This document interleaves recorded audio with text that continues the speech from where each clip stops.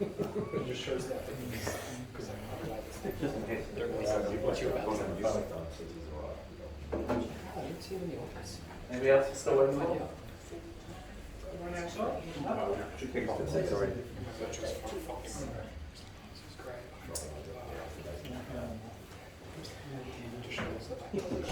All right. Good evening, everyone. Thank you so much for coming tonight. This is our second in-person Sydney Testers event since COVID, and you are most welcome. I just want to introduce Nikhil Nigam, who will be speaking tonight. I'll be describing his biography a bit later on. Let me just move to. But before we do that, I'll introduce Sydney Testers and give thanks to Applitools and to Avocado, and then Gerardo will say a few words to introduce, to welcome you, and then after that, Nikhil will start his talk.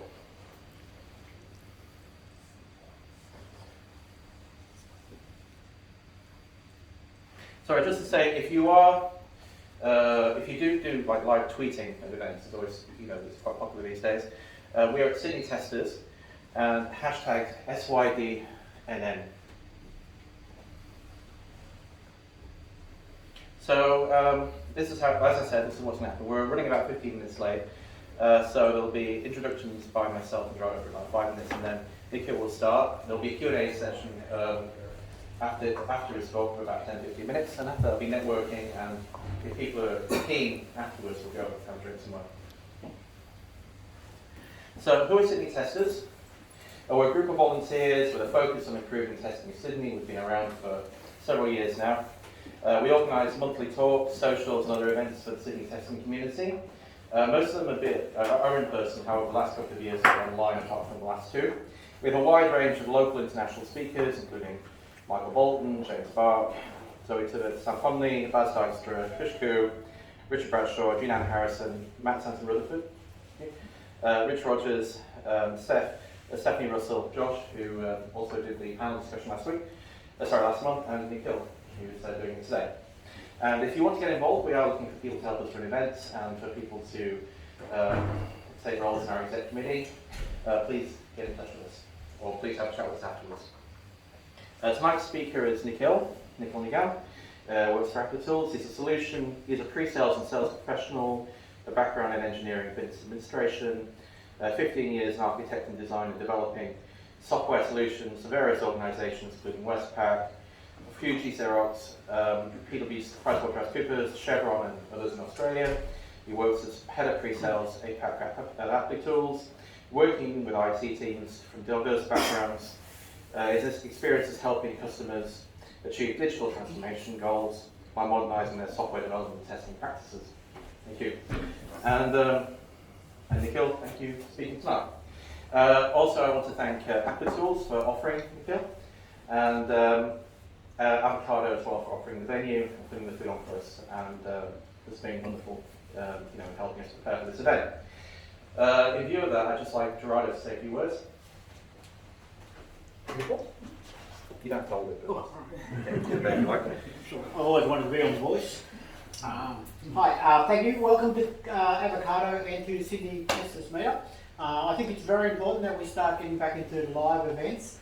So very, very happy to help host and run the events. I encourage you guys to talk to your colleagues and let them know that face-to-face activity is back on. Anything you want to know about Avocado, there's a few of us around, but really this is about Sydney Meetup and Applitools tonight. So enjoy and have a great time. Thank you. And please let me hand you over to Nikhil. Okay. We just need to, we don't have to pick it up, it'll still hear you. I just do it anyway. So just take that cable, get your computer. There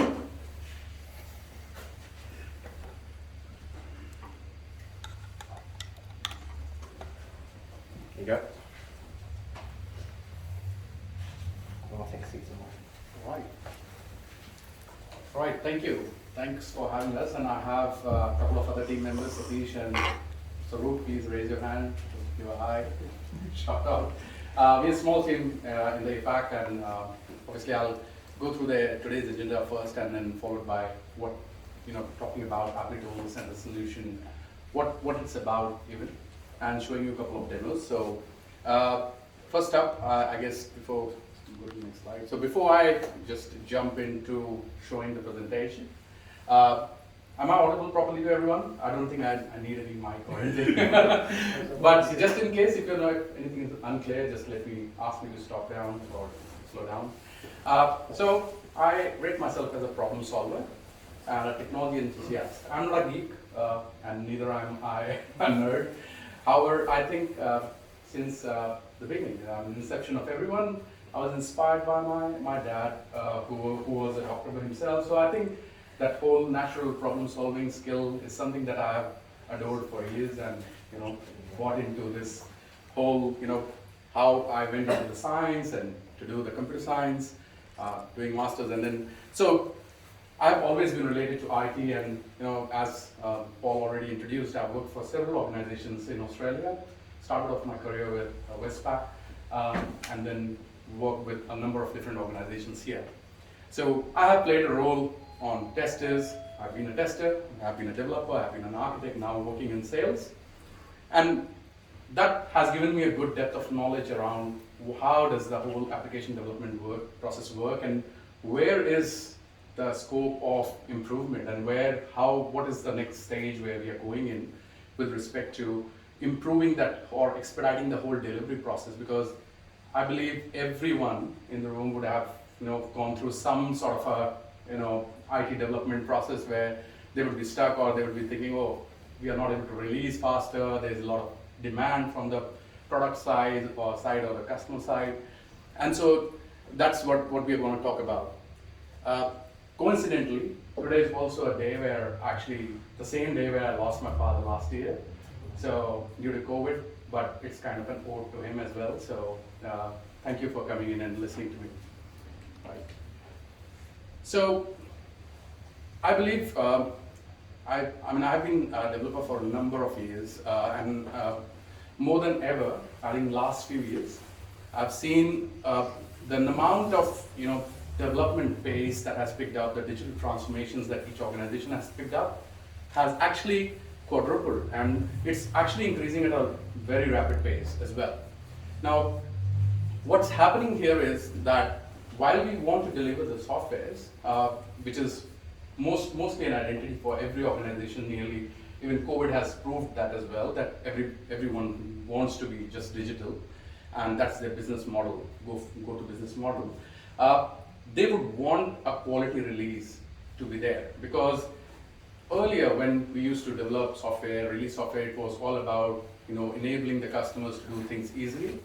Now the focus has also changed to the customer experience, inclusive of the quality, which is inclusive in the quality of the software. What it means in the end is that the customers are now becoming agnostic to a certain way of working. They want to come through different channels. They would have different mechanism to interact with your application, and hence your application needs to be very robust. Now, what is central to all of this quality while we want to keep up the pace of the delivery is the testing bit, isn't it? So really, if you segment this whole software development cycle into two, one is about how we go about developing our applications, and the other is about how we do a quality release, which is all about how we test it enough, which makes it a more robust application, which is not error prone in fact, or giving you the right outcomes, right? Not investing your time. So the last decade we saw that automation has taken up, and it was no brainer. In fact, most of the organizations had this in their part of the digital strategy, where they wanted to automate stuff and be able to cover for a lot of whatever they wanted to release. They wanted to test functionality, they wanted to test their software automatically, and some of them have been able to do it better than others, and while some of them have lagged, and some of them have actually not been able to do anything, because it is an effort in the end, and it requires a lot of skill, right? We saw a number of technologies that came through in this period as well, Selenium being one of the topmost. Everyone familiar with Selenium? Yeah, but there are other frameworks as well, Cypress, another popular one. And meanwhile, there were off-the-shelf commercial tools also that came into picture because of the non-IT nature of these organizations. They wanted to have a tool which could lessen down the whole effort of setting up the automation, not just requiring a technical person to always sit and create automation for them. Right? So what we found as part of the, again, this is not our survey, this was done by GitLab. They found that in most of the cases, testing has been the bottleneck, where for the software delays or doing a quality release. And how do we, make it to the next level of testing, where we are leveraging tools and technologies together so that we can do a quality release in the first cut? How can we minimize the error? How can we, automate the mundane, repetitive tasks so that we are having a more solid release, which is eventually good for the business who would want to, expedite it to the customer, to the market, right? So with the automation, then what is the problem? So we did take up the automation, and as I said, it was primarily taken as a step to do a risk mitigation, to say, okay, yes, we have done some checks and automation is there, but it was not sufficient. And why it was not sufficient? Because first of all, we are not testing enough of the software. We all know that. Like, even if you're testing it manually today, you know that you're only having certain percentage of the coverage of your release. Always it be a short on time. Now, moving to the agile model, this has become even more complex because 2 weeks sprint, how much time do you have to test the entire release? How do you ensure that, yes, not other parts of the applications have been broken, right? So with the current or the traditional approach that was used in automation, first of all, it requires a lot of effort. So you would see that it was more coded approach, and it has been there, and I don't think there is I'm biased towards one or another because it just depends on the skill, and they are all out in the market, but it's still the way you used to approach automation is about testing one part of it and then just moving around some few scenarios, setting it up and trying to repeat it in every release. Although it gets broken the moment you change the release, the moment you update your software, you need to put in more effort to even get the automation working. So that's where we need to basically change our approach of how we approach even the end-to-end testing. Now, fortunately, everyone would be knowing that within the automation or testing space itself, we have this end-to-end testing, and then we have the API testing, the unit testing. We are talking more from an end-to-end perspective, where we are talking about a whole end-to-end journey, what a manual tester would do, right, in the end. So, can you do the next? When Applitools came out in the market, they came up with a slightly different approach. We created an engine called as a visual AI. In fact, we are the inventors of this technology, the first time in the market. But it was based on visual testing. Now, visual testing is all about testing the user experience, which includes the functionality. It's inclusive of everything. It includes how the user interacts, or how it looks, or how through various channels.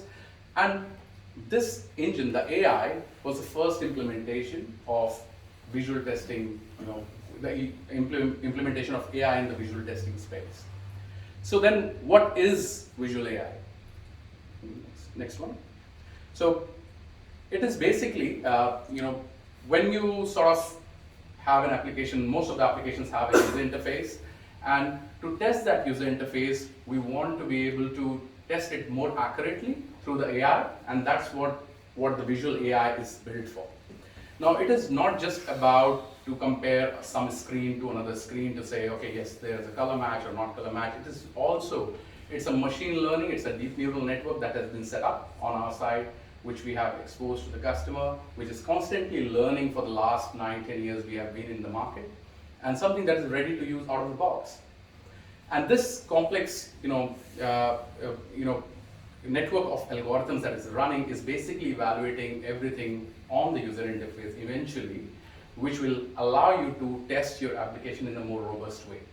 Now, what are we wanting to derive out of the visual AI? First of all, I think the traditional automation had I think those familiar with automation would agree that there was a deficiency of how can we increase the coverage. how can we test everything, right? And that was one of the challenge with traditional approaches, right? With visual AI, we actually first of all, solve that problem, and instead of testing for what you want to test or specifics, we want to let AI test everything.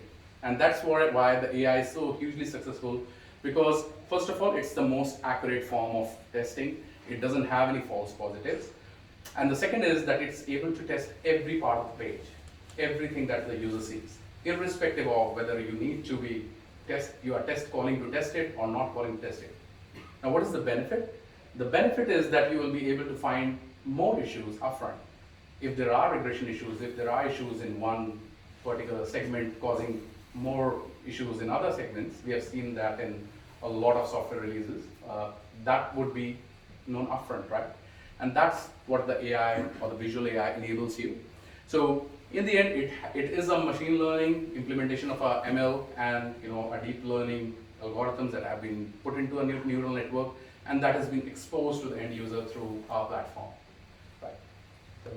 So what could visual AI then find? So mostly we talk about the UI testing or end-to-end testing, and we're talking about just how the UI could be different. But here we are talking about everything, which includes the UI functionality as well. So let's say if there is a button, add to cart, or any like a sign-in button on your page, and if that button is there but not visible, it's equally a bug, right? When you want to code all of this into a traditional way, you would need to write a lot of code, or you would want to address a lot of concerns which has to be known. But with AI, it can actually find out whatever is the change which you are expecting and is not there, which will include the UI, which is branding, colors, etc., but also the UI functionality, or even the text changes. So it can, in one shot, grab up everything that can be, that has changed from what an expected outcome should be.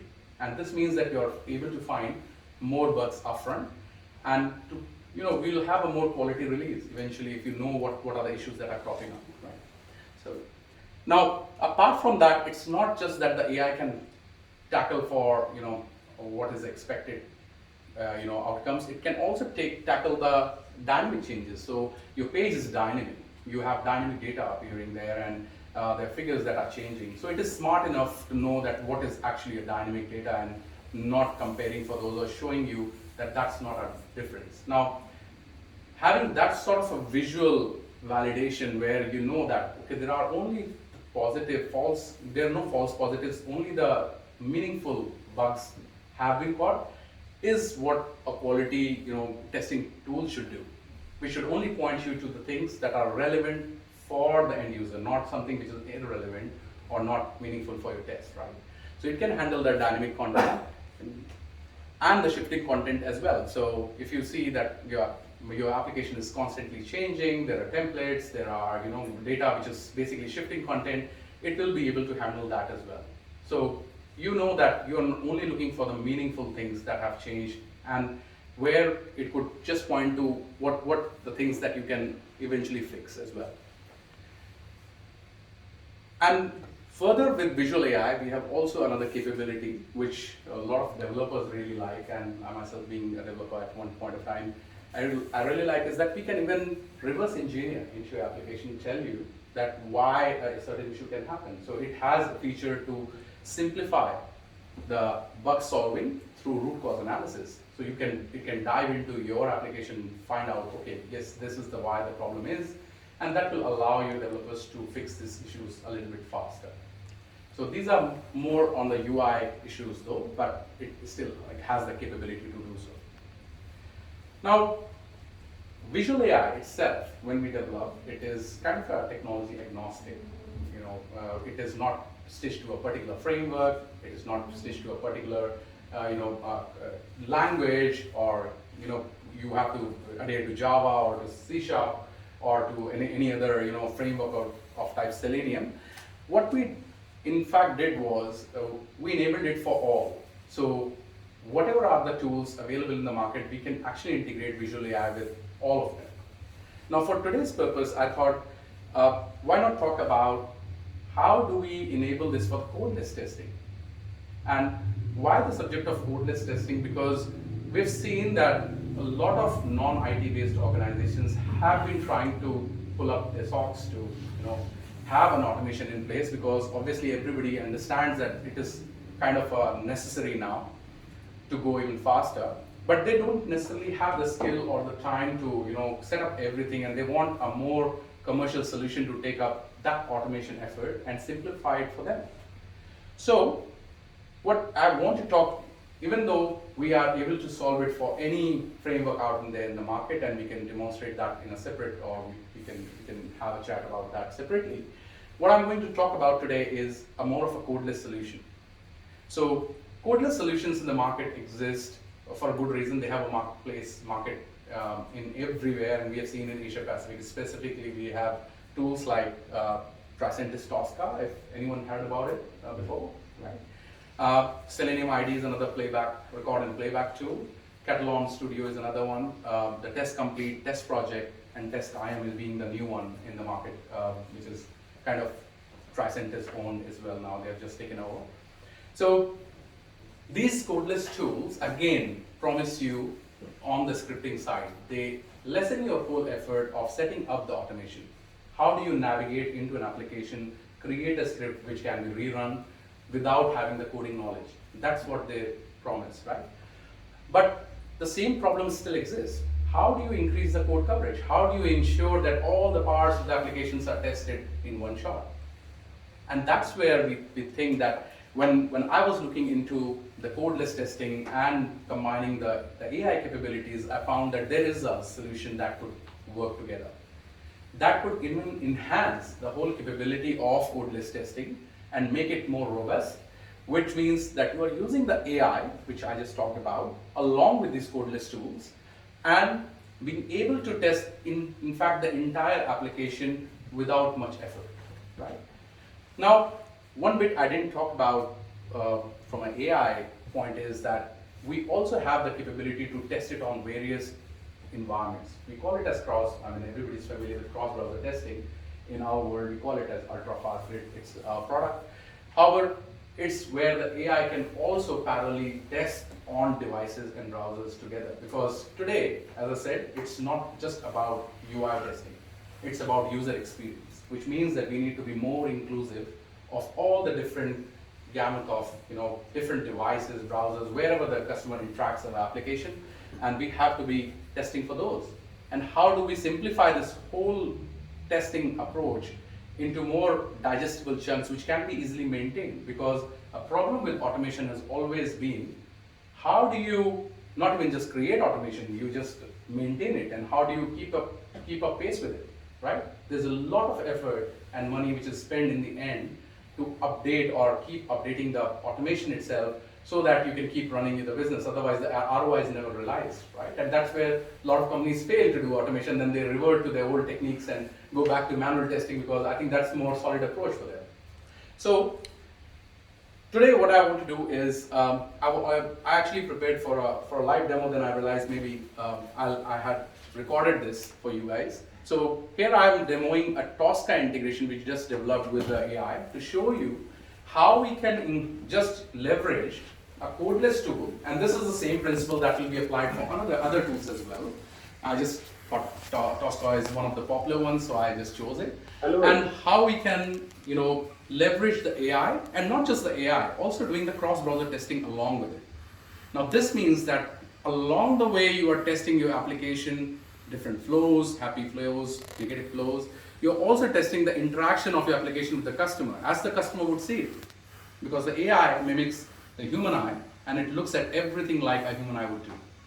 And that's where you will bring in more value into your tool and get more value out of the automation that you're doing upfront. So I'll stop it here and maybe start this video. Everyone, my name is Nikhil Nigam, and I am Senior Pre-Sales Architect at Applitools. Today, I will show you how you can integrate your existing Tosca test with Applitools AI, as well as leverage Applitools ultra-fast grid to perform cross-browser testing. To perform this integration, I'm using Tosca 13.2 version, along with Applitools ICE extension for Chrome browser And also, I have to install the custom Applitools SET that has been developed specifically for this integration. For this demo, I am using the transport.nsw.info website. Using the SET, we have to import the following three modules. First is IceOpen. For setting up the connection with Applitools, using this module, you can define your app name, test name, and additional browsers plus device combinations to test on the ultra-fast grid. The second one is IceCheck.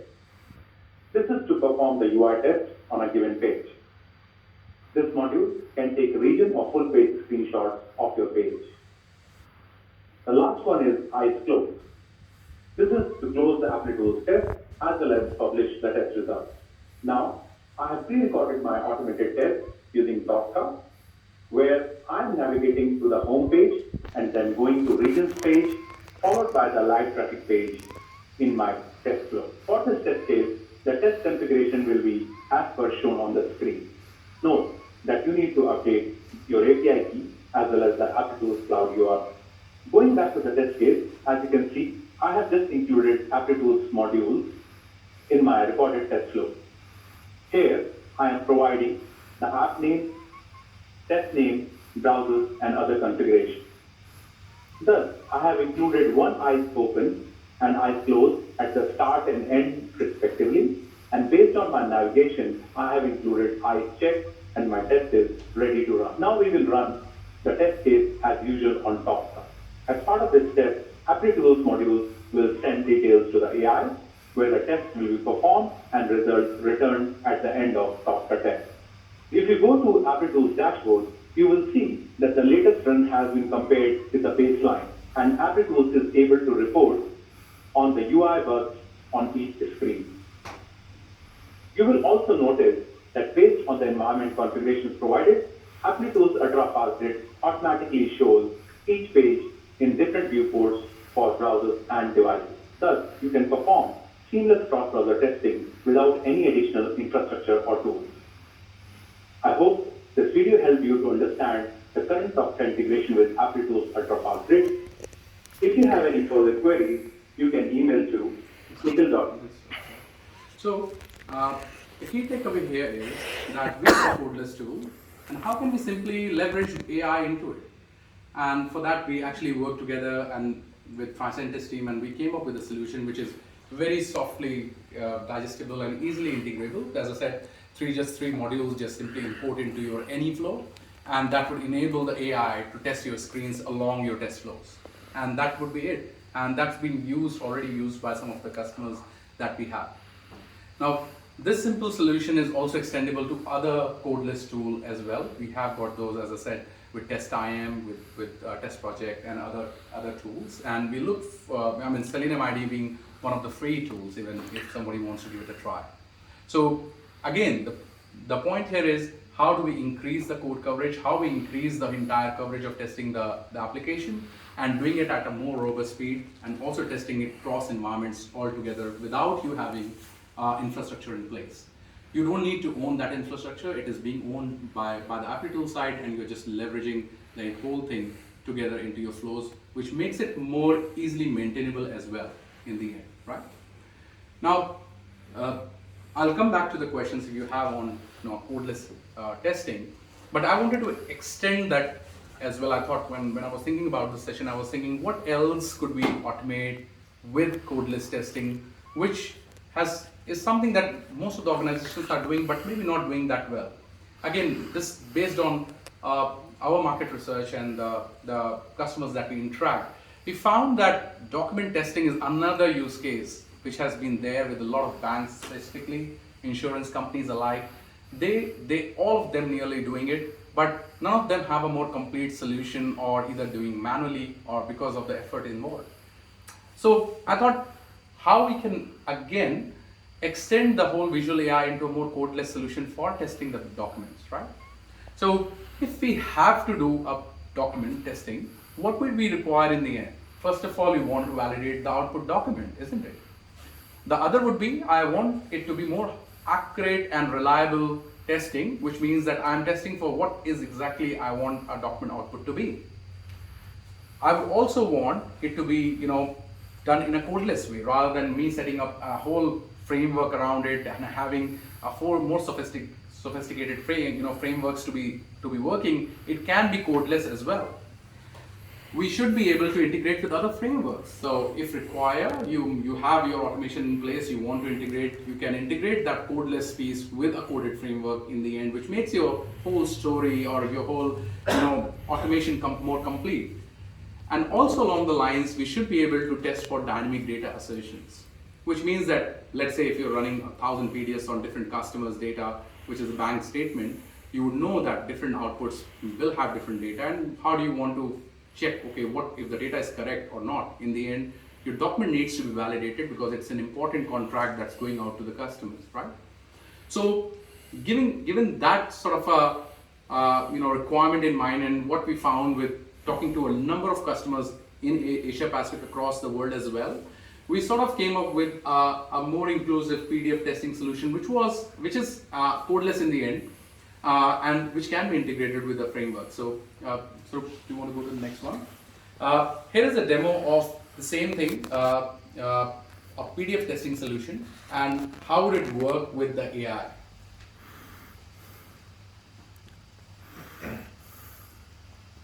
Hello everyone.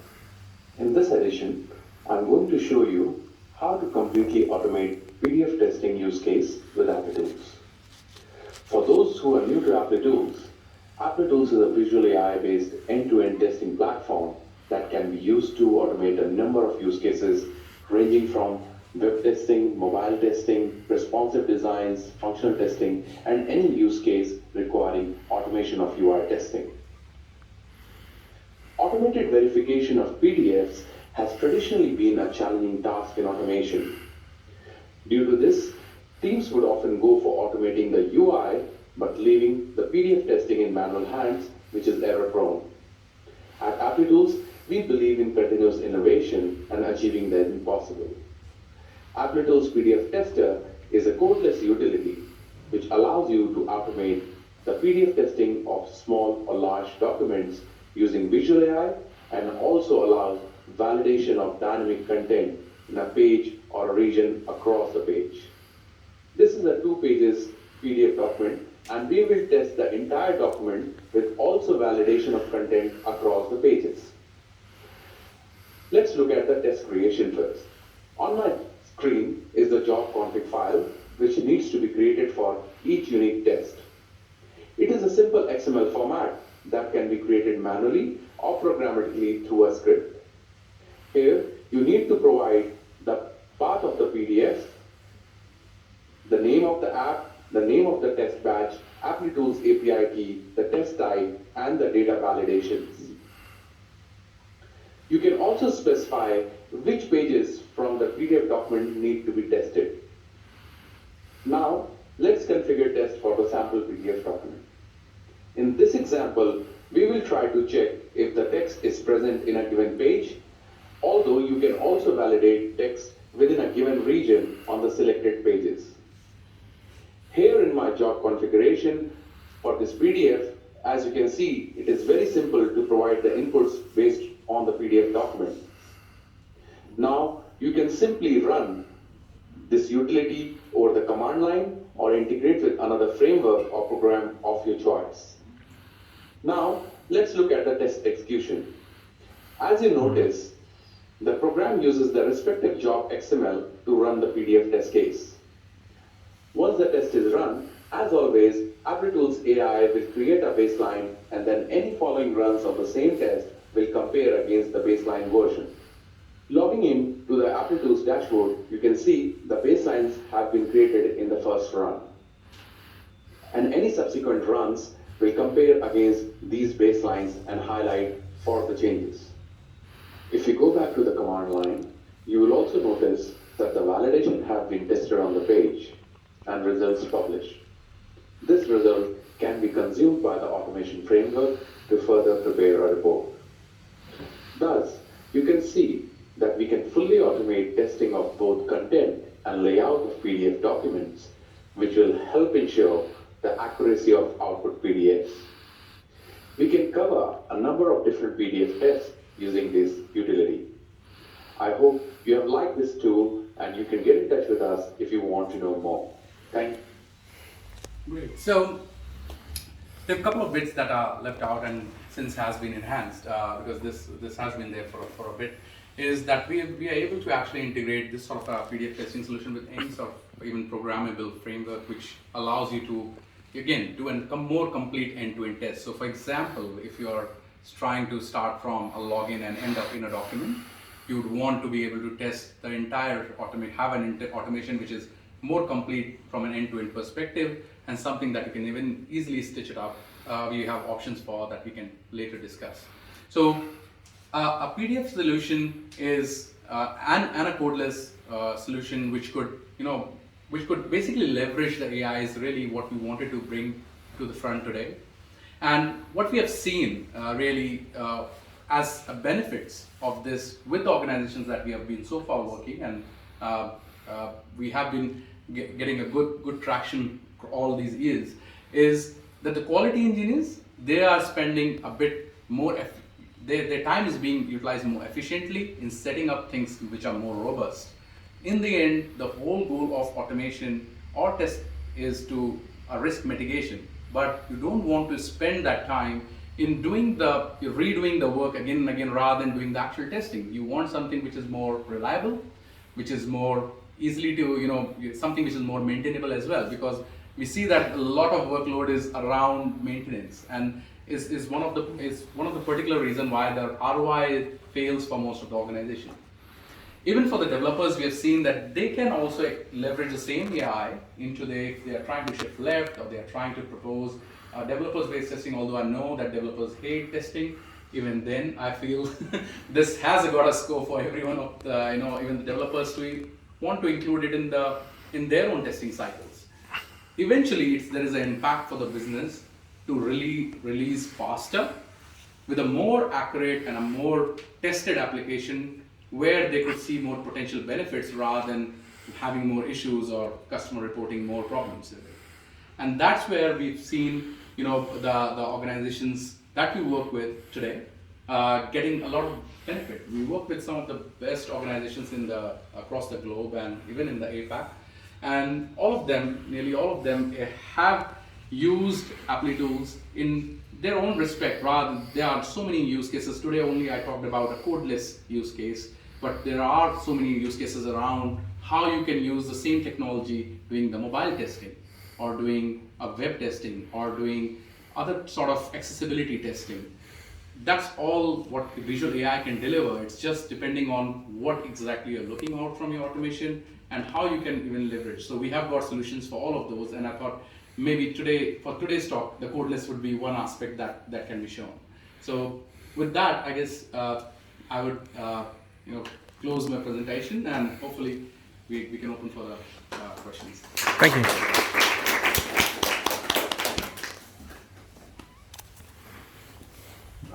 How do you deal with two-factor authentication?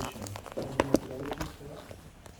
Right, so with respect to the two-factor authentication or anything related to setting up the automation, as I said, we are actually complementing existing technologies with AI, right?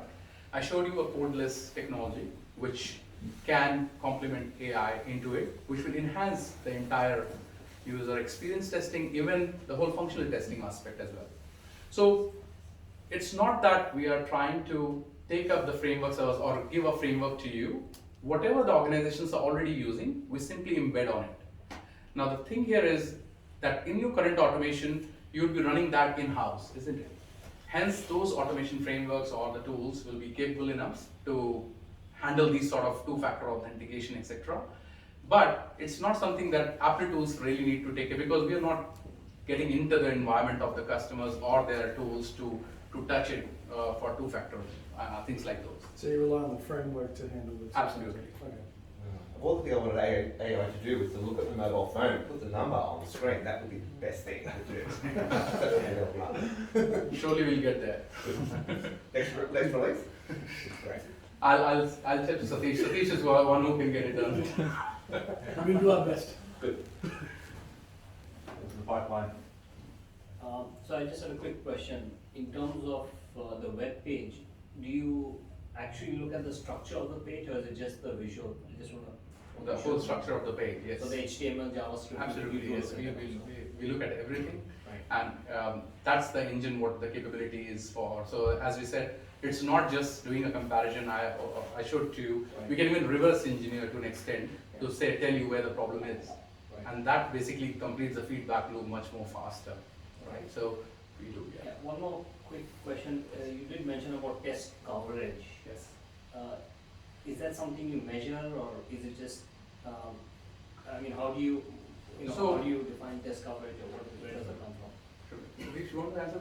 No, actually, more in the aspect of covering the different browsers and device combination, while you're executing the test only on Chrome. Okay. So the AI and the ultra-fast grid allows you to run the test on your local machine, only on Chrome, in your laptop, or in your Jenkins, or anywhere once. Right. But while you're doing once, we will cover the 30-40 browsers and device combination that you have to do. Okay. So we are removing the effort and the infrastructure cost for you. You code only for one browser. You don't have to code for IE, Safari, and etc. Right. So that's the coverage bit we are handling it, because everyone knows that you take more time in actually doing this process and device Right. combination. Infrastructure will take a lot of time for you, right? Okay. So that's the coverage bit we're talking about. Right. Okay. So when you say different devices, is that different like mobile devices? Yes. Absolutely, yes. So Android, iOS. So you run test on your Windows machine. For example, Tosca, good example. Nikhil was running test on Tosca in Windows machine. Right. At the same time, we can tell you the same web page on Safari, how it looks like. On Windows machine, you can't have Safari. So most of the Tosca customers actually test on Windows machine. But the web page is used by customers on Safari. So how do you manage it? So run with Applitools, we'll take care of showing how it looks like on Safari as well. Can you pick which browsers you're interested in? Absolutely. Yes. You can pick on that. Are you running them on real devices or are you running them on virtual We have both devices? options. So are you leveraging something like Browser Stack, or do you have your own infrastructure you use? So for we that? can take your infrastructure to do that, or we can also provide our infrastructure for it. Or we can even leverage a third-party infrastructure like Browser Stack, eventually if you have one requirement. Sorry, I can ask some questions. Yeah, how do you integrate with the pipelines? Yes, that's a very good question, and thank you for asking. So it's one of the capabilities. Again, I didn't had planned for a demo today, but the platform obviously we developed it in a way which could be integrated with all other DevOps tools, right? So we can integrate with GitHub, GitLab, Azure, all of the CI/CD tools. Even we can integrate with Jira and Slack for that matter, which makes it more inclusive tool again with a DevOps stack that you are sitting with, rather than something that you have to reinvent the whole wheel, rather than something that you operate in silos. So with respect to the CI/CD integration, we are talking more about the releases where everything is happening on a click of a button, right? So continuous integration happening, continuous release happening, and so is continuous testing happening. That's something that is leveraged again, and maybe something that we can take it offline, or we can show you a demo separately for, but it's in a way built that you don't even have to go to the dashboard. Everything is shown back to your CI to say what has the test result been. Whether you are happy with it, not happy with it, then you take a decision. Now this allows all the developers working simultaneously, or the testers working simultaneously, to perform their whole check-in, check-out, and release process more efficiently. And we have seen that this has even simplified their whole release process and made it more faster.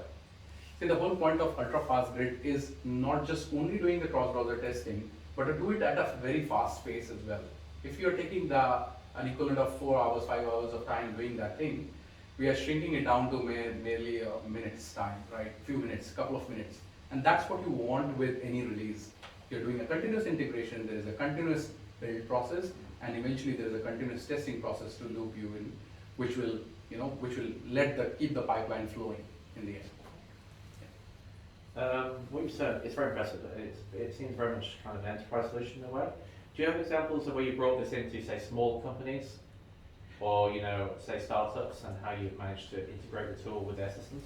Thank you for again asking that question. Yes, absolutely. We do equally support the startups. In fact, Shorthand is one of our customers. Shorthand is one of the top 20 startups in Australia that we work for. We work for other startups as well. Again, it's as I said, we are not just giving you a software that you have to install and run. In the end, the AI is there, which is already trained. We are making it, leveraging it for your own automation. So even if the customers we have customers who have no automation at all and they are using AI. We have customers who are using sophisticated automation frameworks and they are using the AI. So in the end, it is about lessening the effort and creating more value out of the whole automation, right? Which is increasing the coverage and doing it at more rapid pace, right? So yes, we are absolutely within the startups. They are actually using some of them because usually startups are more technical teams. They are very, very closely knitted technical teams. That they are more, they know their technology so well that they are usually more well set up, and they use AI mostly with the coded frameworks, as I said, not codeless testing. Who's the startup you mentioned? Shorthand is one of the startups. Shorthand, yeah. I noticed your customers, like Amazon, for example, a lot of e-commerce solutions and stuff. Is there any type of solution this tool is sort of better fit for, or do you see the customers that tend to be e-commerce, or it could be any kind of industry? Well, I think So I'll answer that problem. We are agnostic to technology, platform, or anything. And to add to Paul's question as well, our scale is a factor. We can run one test or a million tests. So if we have Atlassian who has 400 developers utilizing day in, day out for all the front-end testing, development, Atlassian is doing it. We have startups also. Now, AI is the same, irrespective of Angular, React, web application, PHP, or a .NET framework. Doesn't matter to us. Anything that a human eye can see, the AI could be able to look at it. So that's why we have customers like Amazon. We also have USA Today, Netflix. We also have banking application testing, and we have insurance companies testing for PDF. And there is a GE Healthcare uses for MRI scans testing. There's Tesla uses for something else. So there are many, many use cases that Are you in government anyway? Sorry? Government? Yeah, we have government. Transport MSW, we work with them. With the Tosca guys there? Yeah, there are Tosca guys that we use. Because we've got some of the Tosca guys at Transport New South Wales, they So, did the example. I hope it's not been I will recorded. follow up with them in the morning and see. I hope it's not recorded somewhere, yes. The answer for that, actually, the Tosca integration started off with Transport. Oh, okay. So that's Took them started off, over. and we have lots of government organizations looking for it. Small work. Are there any other questions? Sorry, Karen. So I understand how it works visually, but in terms of functionality, like it sees the button, if the button is clickable, etc. It's in the viewport, whatever. But how does it know the nuances of what that button should do on the page? It's a good question actually, and it's a common question for us every time. So let's take a step back. Like traditionally, functional testing is all about I go to a page, I do an action, and then I validate the action. Leave the validate action for us. So we are saying we are not going to replace any of the testing tools out in the market. That's what Nikhil said. We are actually making them more efficient by adding Applitools to it. You do the navigation flow with your framework, explain the application how it flows. We will validate the application with the previous version. So from a functionality point of view, we don't do clicks and entering the values, but we do the restful, which is 80% of your automation testing, writing assert statements, locators, and etc. The navigation bit is at 20%. Now the next thing is the flakiness. Your test failed because your assets are not being implemented correctly, the elements are flaky. But with Applitools, the flakiness is very less. So when we say functional, what a human eye can see, we can also validate it. So that's part of the functional testing we validate, not the navigation tool. So if I understand correctly, it effectively compares against a base version. So how does that work in a particularly agile environment and things like that, where between sprints, the base version, which is still correct because you're changing and evolving, it keeps evolving with time? It's a great question actually. That's correct. So every time you have a new version, you can actually say this is my base version. You accept it to become the base version for the next one. End of the sprint, you show it to your POs and everyone, and PO says, yeah, this is what's it. Then you make that as a base version.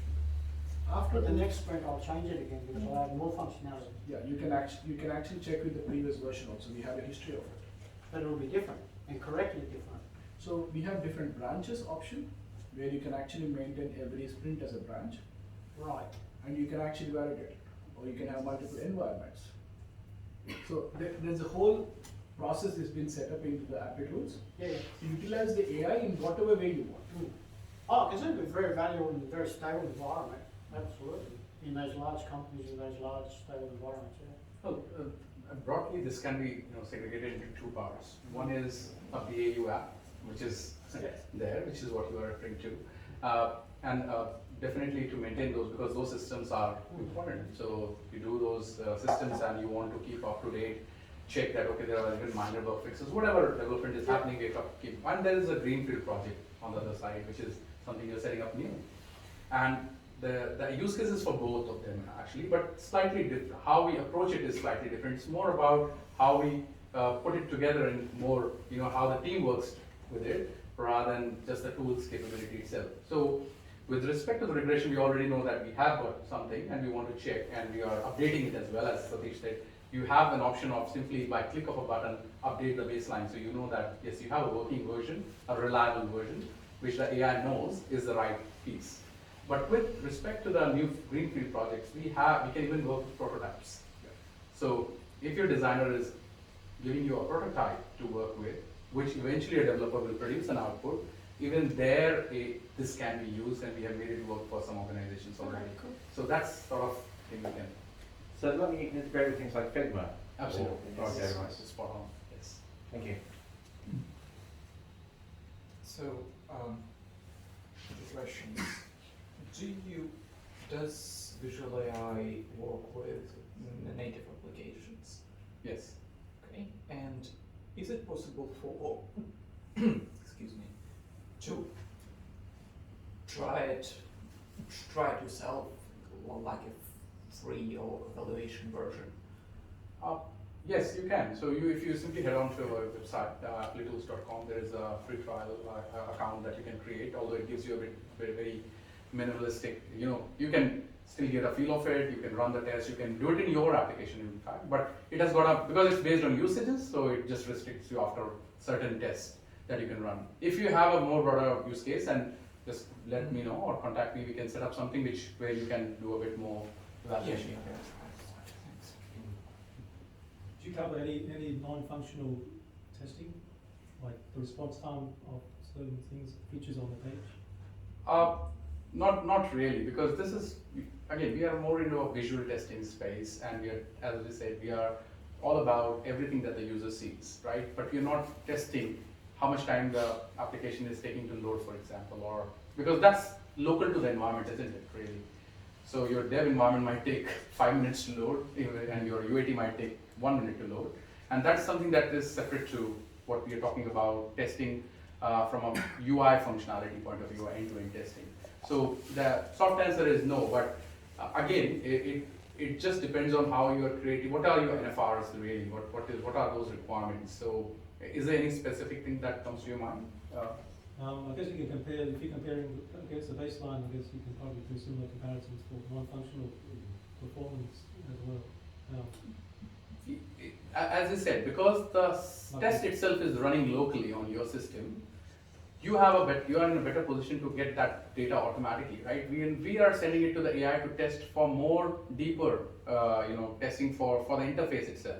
We're saying, when I say 100% coverage, and Satish explained really well, we are also talking about 100% testing of the page. So we're not talking about test one button, the way you wrote the asserts before.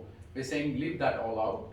Just say test the entire page, and it tests for everything on the page, which eventually means you're testing for colors, you're testing for structures, you're testing for content, you're even testing for the UI functionality. Let's say the button is not there. So those sort of things, but not something that how much time it loads. We don't capture that sort of metric here. For large government projects, we often have independent search bars. What evidence can be captured to prove it's worked on all these browsers for them to sign off and get paid? So in terms of evidences, there's a dashboard that actually shows the web page and everything. So, okay, traditionally, sorry, I've been sitting up back, I should have seen in front. So traditionally, you would actually capture a screenshot of the automation execution, upload it to an ALM, so that someone in the 3 months come back and do the auditing, right? Yeah. But Applitools has this results saved forever. We can keep it for 7 years, 6 years, 5 years, and etc. And every day there's a result that has been saved. It has a date and a tag for it. Now that you can actually save it and share it to the auditing people for reference point of view, and you can utilize this. A great example, I'll talk about a bank, a red bank. I hope I know you know, NAB. No stand-up will go through without Applitools. They actually show the Applitools UI in the standards, discuss about it. Product owners must and requirement is you run through, show the dashboard of Applitools, where they can see the version that they're expecting as well as the current version. So all the business users actually validate it, not the testers validate it. So after you run the execution, give it to the business users to validate the release before going to production. So that's how it is being synced up into the entire process. So no matter what, it's a government organization or fintech organization, everyone can say it. Anyone who has access to Applitools can say it. But if you needed to get evidence for an audit perspective that you ran the tests across these browser device combinations and they all passed, you can download that from a report perspective Yes. to share with an auditor. Yes. So we can also do the HTML report that shows the before and after version that you can give it to anyone. The dashboard has all the information like iPhone device, report sizes, what date. We can actually show the accessibility status also in the same report. The coding wise, it's only one line of code that gives you all this information. It's pretty full-fledged features available to make it use. That's a good point. Do you check for accessibility? Yes, we do. But again, as we are still a visual testing tool, accessibility itself is a very wide subject on its own. And no tool is today complete in accessibility because they're all tackling different areas of accessibility, really. So we are, in the same respect, more on the visual side of accessibility, and we take care of few different use cases in accessibility itself. So first of the foremost is, which we call as color contrast testing, which is more for the color blinded people to be able to access the application. And that's something that you don't even need to write anything, it's automatically enabled, and you can simply see it on your test running already. We can even test for font sizes, like large font sizes, small font sizes, or even more complicated, use case like what you call as focus testing. So along with screen readers. So for people who cannot see, they're completely blind. So they would basically tag on to each of the, let's say menu items, and are they going into the right place or not? Something that you can even combine with things like JAWS, if you've heard about. You can create more sophisticated solution it can work with. I just want to say, it's coming to 7 o'clock, so we're just going to take a couple more questions out here. I think you have one, Gerardo? I just want to ask, do people purchase this with professional services, or do they just purchase it or do it themselves? How does it actually get into an organization? Good question. Okay, so we don't. Speaking as professional services person, slight interest. So actually, it's a great question. Most of the customers want the tool, and obviously they ask for professional services. We divert to our partners and resellers to actually manage that. Okay. But we do have a customer success manager who tap into and check everything is going on, the codes are set up properly, working with the resellers and partners to ensure they're being delivered. The tool as such, we provide trainings and etc. because we know what's coming in, what's going to happen, so we continue working with the partners to ensure they get the knowledge. Plus, if you're working with the customer directly, you work with the customer. So there's a customer success manager who looks after the customer for the whole journey. Okay. All right, thank you. Just one more question. Can't bring a cool tool and not let us ask questions. The output reports, can they be programmatically called and captured, say for example, a governance framework of the It can be downloaded, it can anything. It can be downloaded from the dashboard, or you can programmatically call it as well. So yes, the answer is yes. All right, thanks. Gerard makes a good point. We can overrun a little bit if you'd like to pose more questions, or if not, we'll go and wrap up and enjoy the networking part of the night. What would you like to do? networking. Yeah. Thank you very much. And give a round of applause to Nikhil. And also to Satish as well, from Applitools, provided it, and to Gerardo, who's Good actually, good questions, really enjoyed it. Thank you. Well,